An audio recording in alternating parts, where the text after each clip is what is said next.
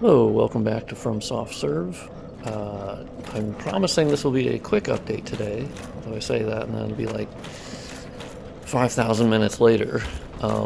Anyway, I'm in the Tomb of the Giants because I kind of wanted to bring over some of the settings from the Catacombs since they share a draw param, which makes sense because they lead into each other. But I was going to kind of try to go for like a visible darkness again, because once again, I think the Tomb of the Giants is probably one of my least favorite maps. I think it's just needlessly difficult. And part of that is like, okay, so these colors are not final. Basically, I copied over the settings from Prepare to Die for like the Lost Izalith portion here. But because of the way the collisions work, and basically the collision is currently doing the colors, I want to get the colors correct for the Tomb of the Giants portion, but it obviously also affects the, what you're seeing out there, because it's whatever the collision you're on is the settings, the color settings that it's actually putting for the whole map, or where the player is. And there's individual settings for all of those map pieces out there. So basically, I'm going to keep tweaking those map pieces out there until it gets redder and redder. But so, still working on that. But it is brighter than it was before. I don't think I've ever gotten this bonfire, actually, which is hilarious considering how many hours I've put into this game. But I spotted it because it's brighter here now. I was up there running from the actual warpable bonfire. And I was like, what the hell? Maybe I just don't remember getting it.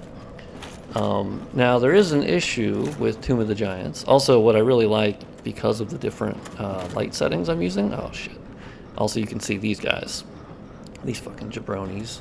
But I love, because of it's brighter, the actual light from the Great Hollow-related kind of area out there is actually bouncing-ish onto that map piece. And before, it was just completely dark. You couldn't see anything. Also, these little on all fours bony motherfuckers are the worst enemies in the game. Like, it's not even close. They're the worst. Also, I love how the Skull Lantern functions, and like it turns on those little lights, which, to be fair, you don't really need anymore. Obviously, this is not final. I'm just sort of messing around with the brightness, and I don't know, because I feel like from Lost Izalith, specifically up there in the warpable bonfire, which I guess we'll warp to that one. Also, I like with the lighting changes, the actual like illumination from the bonfire is much stronger and actually like hits the walls of this little, little alcove or whatever you would call this. And I just think that looks cooler, frankly. So let's warp over to the other bonfire, because you can get a better view of Lost Izalith. I had to actually do a couple things to it to make it work. So you get a really good view. I'm not a huge fan of like the direct cutoff here. So I might look into... Unfortunately, this one map piece that I'm looking at is giant and like encompasses most of this area. So I'm still gonna mess with this. But actually, if you like fly over into those meshes, there's actually a ton of holes in them. And they were only doing it for a very certain perspective. But because of the Great Hollow being now a little bit more colorful, I guess, with the collision changes and the lighting changes, there's a hole that's like right where my head is, and then there's another hole that was like right where my head is now. And I fixed that by copying that giant bowl looking thing and then shrinking it, and then I put it precisely like right in the hole, and so now it covers that, because it looked green. You could see through the hole and it was green, the color of like the Great Hollow area. I also moved the big dome. Dome is better than bowl, but I guess dome or bowl. Because basically the big hole that was kind of like right here was just ugly, and it's because the fog actually overlapped into the mesh. Had they just not done that, it would have been fine, but there's just so many little mesh errors, and so I'm kind of just goofing around with moving it, and then the height, and then so this way it looks like it merges really well with the, the stonework or the natural formation of rock. And then the lava is still sort of like above, because, it's not final placement, but I'm just kind of messing around with it. And so Tomb of the Giants is in progress. I'm sort of just kind of messing around. The bigger issue actually is when I go up the ladder here.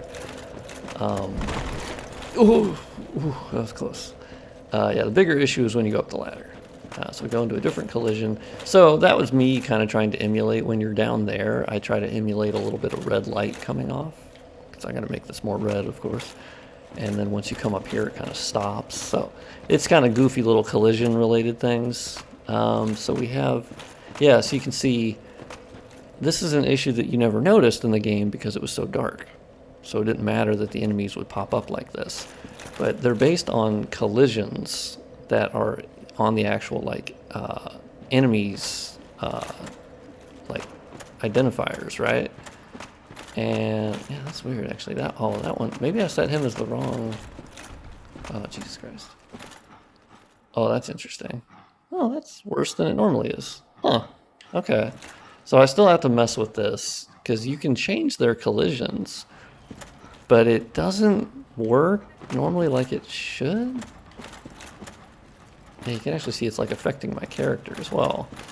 Because they're supposed to inherit the draw groups from the collision and what the collision's map piece that it references. And because, you know, normally I put the draw groups to 0 because I go, whatever, just draw it. Like, I don't care. We don't have performance issues anymore. Also, I love how, yeah, you can see the Great Hollow area, like, really nice and bright, and it kind of peers through the structures here. So, really cool. Definitely got issues with Bone Daddies, but I will figure that out. That's just going to be a lot of tweaking, and I don't know, yeah, I haven't found a perfect solution for it, because the collision-based things just not really working that well, to be honest. Changing their collisions to other collisions. You know, what I did is I was like, okay, can I just take off the collision from their enemy thing? And that didn't work. So I was like, I wish I could tell it, do it on multiple collisions, all right? Draw it on multiple collisions. You can't do that. It just wants the one, so I don't know. I'll look into it.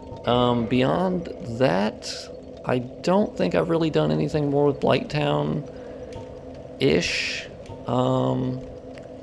Yeah, you can't warp there. God damn it. Not really. I haven't really done much. I think I altered the coloring on some things. I did a bug fix for Firelink Shrine. And a couple other things. Because there was a bug report that there was, and this is kind of a classic one that's existed for a while on and off. And it is up here. There is a light or lighting that just kind of like pops in and out. It's really annoying. Also, I fixed this room again for the 5,000th time. This is just a room that has issues with lighting, and it now looks, you know, equivalent to the other portions of this structure. Yeah. Oh wow, it's actually still doing it. Oh, so it's doing it when you're on that. Well, all right. It's slightly better. Or wait.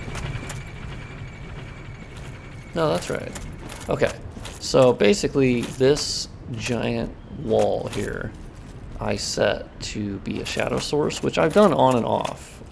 The reason why I backed off of doing it is because it would turn off the light that you're seeing in Firelink Shrine, most of the shadows or anything, because essentially where the direction of the shadows were coming from, this giant wall of, you know,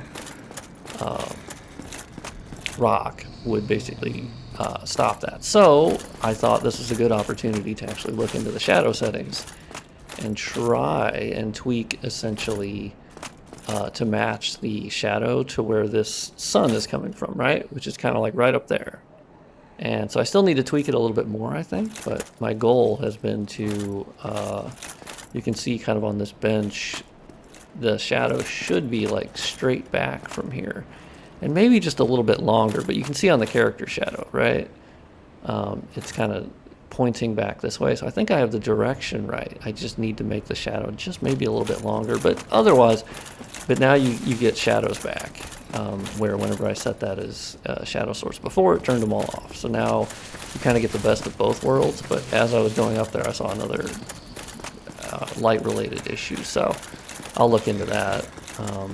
But yeah, so you still get shadows and cool stuff, and small bug fixing, and just an update that I am working on Tomb of the Giants as well. yeah, let me know your thoughts. This was a quicker video. Oh my god, I'm like at 10 minutes. This is a record. Yeah, if you enjoyed this video, subscribe to the channel. I post mostly daily. And like the video. That does actually help a lot, surprisingly. I know everyone on YouTube is telling you to like the video, but surprisingly it does make a huge difference. So thank you so much for the love and support.